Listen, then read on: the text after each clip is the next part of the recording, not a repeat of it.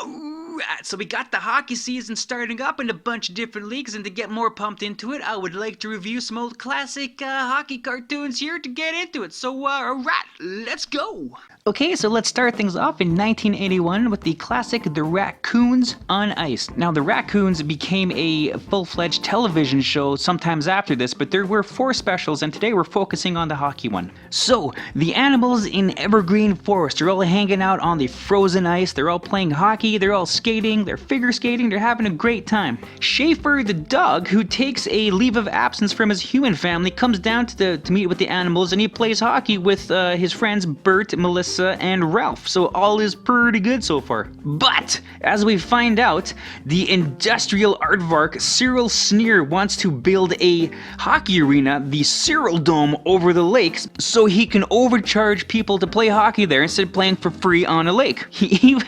This is the best part, he even brings bulldozers to the lake, because he's going to bulldoze a lake. How does that even make sense?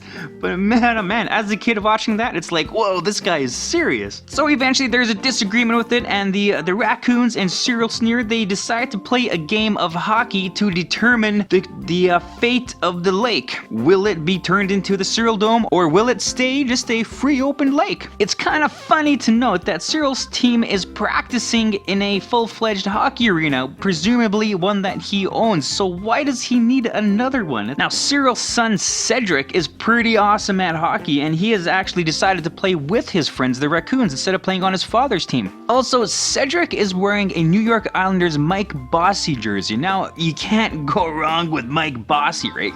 At this time, he is a Stanley Cup champion, but just thinking about Canadiana here, hockey in 1980s, could there have been a different jersey he could have worn? But I digress. Cyril Sneer finds out that his son Cedric is playing with the Raccoons, and he is all shades of livid. He takes him off the team, he grounds him, he forbids him from seeing his aardvark love interest Sophia. But, as the Raccoons team is pretty desperate to have Cedric on their side, they break into the Cyril estate to Cedric's room and try to convince him to join the team. There's got to be some way for him to play against his dad. But, you know, doesn't happen. So now the lake is converted to a full-out Winter Classic, Heritage Classic kind of professional hockey game with boards, crowds, and everything, with the game versus the Cyril's Bears and the Evergreen Raccoons. So the the Bears, take a 3-0 lead after 2 periods. Bert gets his hand injured and is no longer able to play, so they're like totally hosed now. But Sevilla convinces Cedric to play in the game. If he wears some kind of a disguise, Cyril Sneer is not gonna know that it's him. So Cedric does that and actually scores 3 goals to tie the game. But Cyril finds out that it was Cedric and he's kicked off of the game again. So now Bert the Raccoon decides to go back in the game because he has to. Now this is the stuff of Stanley Cup legends, as he has a injured paw, but he's like, you know what, I can still play with an injury. That's how it's done. And of course, in the classic sports cartoon cliche, he scores with the last few seconds of the game. With that, the Raccoons win, and I guess nature wins because, you know, the lake is able to be preserved. And yeah, there you go. Now I'd like to toss in a bit of classic Canadiana with the legendary story, The Hockey Sweater. So this started off in 1979 as a short story written by Roch Carrière. It was turned into a short film in 1980. The story is about a particular winter of 1946 where Roch and all of his friends were diehard fans of the Montreal Canadiens and absolutely worshipped the leader of the team, Maurice the Rocket Richard.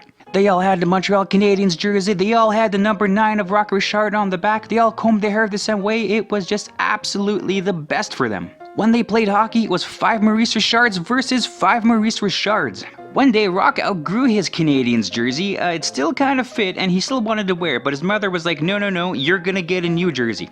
So she busted out the Eaton's catalog, and she mail-ordered a new jersey for him.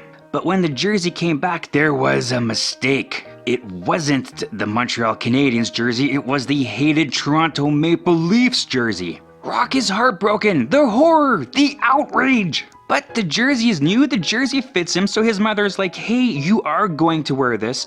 I'm not going to order you a new one, so just have to deal with it. He's not very happy about that. No, sir, this does not feel right. So he goes to play hockey with his friends, and they're not happy about it either. And in fact, he doesn't get to play basically because he's wearing the wrong jersey. He's sidelined for the game, he thinks he can get on, he's furious that he can't, he breaks his hockey stick, and the referee, who is also the priest, is pretty upset about how angry he's getting, so he's like, hey, take off your skates, go to church and pray. And so he does, and he prays that 100 million moths will come down and eat this Toronto Maple Leaf atrocity of a jersey. And that's where it ends. So it is quite the bit of Canadiana if you consider that on a previous $5 Canadian bill, there was a quote from that story, and there were depictions of children with a number 9 hockey jersey playing hockey outdoors. Right on, and there you go. So I hope you guys really enjoyed this as much as I did making it, and hope you have a great day. Thanks.